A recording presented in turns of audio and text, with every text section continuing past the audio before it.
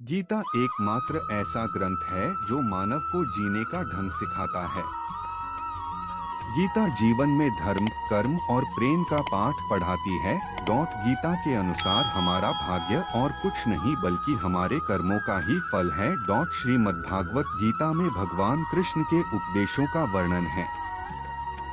गीता के ये उपदेश श्री कृष्ण ने महाभारत युद्ध के दौरान अर्जुन को दिए थे।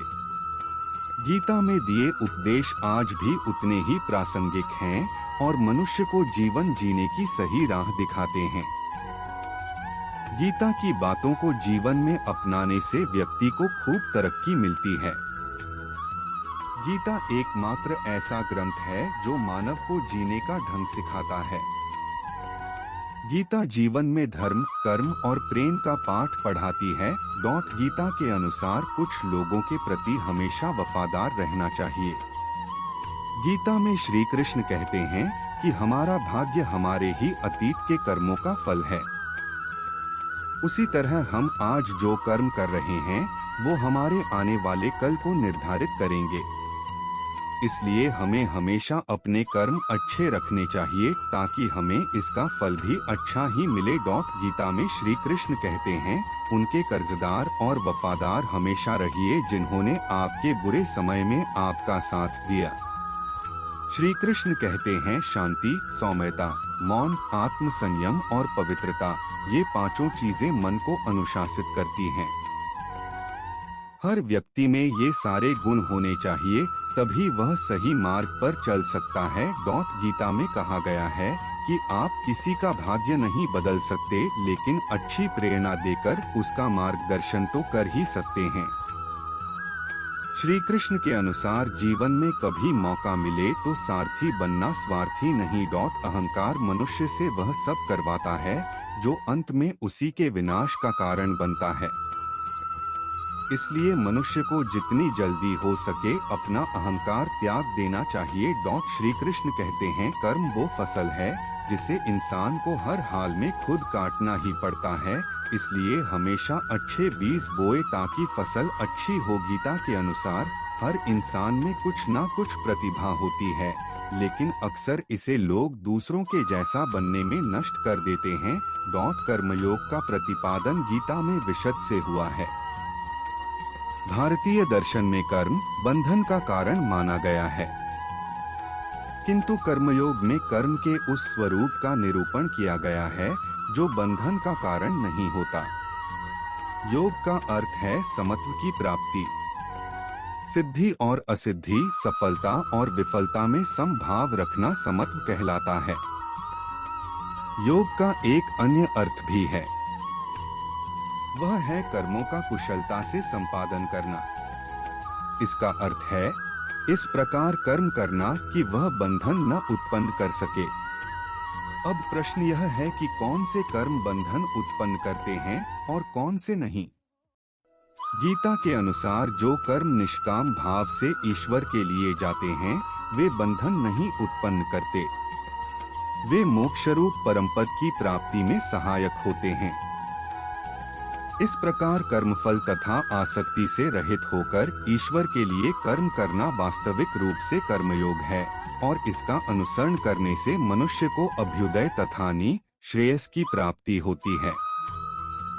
गीता के अनुसार कर्मों से संन्यास लेने अथवा उनका परित्याग करने की अपेक्षा कर्मयोग अधिक श्रेयस्कर है। कर्मों का केवल परित्याग कर देने से मनुष्य सिद्धि अथवा परमपद नहीं प्राप्त करता। मनुष्य एक क्षण भी कर्म किए बिना नहीं रहता। सभी अज्ञानी जीव प्रकृति से उत्पन्न सत्व, रज और तम, इन तीन गुणों से नियंत्रित होकर परवश हुए कर्मों में प्रवृत्त किए जाते हैं। मनुष्य यदि बाह्य दृष्टि से कर्म न भी करे और विषयों में लिप्त न हो तो भी वह उनका मन से चिंतन करता है। इस प्रकार का मनुष्य मूढ़ और मिथ्या आचरण करने वाला कहा गया है। कर्म करना मनुष्य के लिए अनिवार्य है, उसके बिना शरीर का निर्वाह भी संभव नहीं है। भगवान कृष्ण स्वयं कहते हैं कि तीनों लोकों में उनका कोई भी कर्तव्य नहीं है। उन्हें कोई भी अप्राप्त वस्तु प्राप्त करनी नहीं रहती, फिर भी वे कर्म में संलग्न रहते हैं। यदि वे कर्म न करें तो मनुष्य भी उनके चलाए हुए मार्ग का अनुसरण करने से निष्क्रिय हो जाएंगे। इससे लोकस्थिति के लिए किए जाने वाले कर्मों का अभाव हो जाएगा, जिसके फलस्वरूप सारी प्रजा नष्ट हो जाएगी। इसलिए आत्मज्ञानी मनुष्य को भी, जो प्रकृति के बंधन से मुक्त हो चुका है, सदा कर्म करते रहना चाहिए। अज्ञानी मनुष्य जिस प्रकार फल प्राप्ति की आकांक्षा से कर्म करता है, उसी प्रकार आत्मज्ञानी को लोक संग्रह के लिए आसक्ति रहित होकर कर्म करना चाहिए। इस प्रकार आत्मज्ञान से संपन्न व्यक्ति ही गीता के अनुसार वास्तविक रूप से कर्मयोगी हो सकता है। अगर हम शांत होकर विचार करें तो हमें अपनी मानवीय उपस्थिति पर अनेक आश्चर्य होते हैं। हम सोचते हैं कि हमारे पास कितना मूल्यवान जीवन है। हमें लगता है कि इस अमूल्य जीवन की नियति क्या है या क्या हो सकती है। जब हम अपने मानवीय जीवन और उसकी नियति के बारे में सोचने लगते हैं तो हमारे लिए यह असीमित सकारात्मकता और आशावादिता का वातावरण बनाता है। इससे हमारा जीवन ब्रह्मांड के उस नियम से बंधकर, जो हमारे मानवीय जीवन के लिए नियत तथा निर्धारित है, समुचित कर्मयोग में रम जाता है। यह कर्मयोग सार्थक होता है जिसमें कोई मानवजनित विकार नहीं होता। वास्तव में कर्मयोग ही वह ब्रह्मा माध्यम है जिसके बल पर हम अपनी जीवात्मा से जुड़ पाते हैं। स्वयं से यह जीवात्मक जुड़ाव हमारे आत्मज्ञान को जागृत करता है। इसके बाद हम न केवल अपने वर्तमान जीवन के उद्देश्यों बल्कि जीवन के बाद की अपनी गति का पूर्वाभास प्राप्त कर सकते हैं।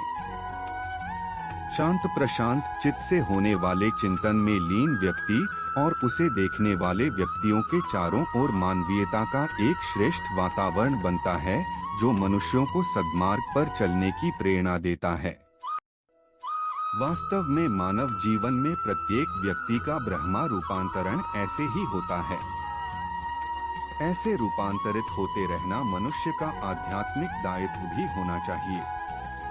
इसी मूल नीति से बंधकर, कर्मयोग से जुड़कर हम अपने जीवन को हर रूप में साकार कर सकते हैं। जीवन में इस तरह रमे रहकर हम अंत में स्वयं के लिए जीवन मरण के बंधन से मुक्त होने का एक महान मार्ग भी तैयार करते हैं। इस मार्ग पर चलते हुए परमात्मा में लीन होने का अवसर मिलता है। यदि भौतिक जीवन में विचरण करने और सुख संसाधन, अधिकार, धन, वैभव, मान सम्मान प्राप्त करने या न करने के संबंध में मानव की नियति पूर्व निर्धारित है तथा इसमें परिवर्तन संभव नहीं, तो भी अपना आध्यात्मिक रूपांतरण करके मानव इस नीति से मुक्त हो सकता है। इस अंतर्ज्ञान से वह अपना जीता जागता जीवन ही नहीं, जीवन के बाद की स्थिति भी संवार सकता है। राधे कृष्णा।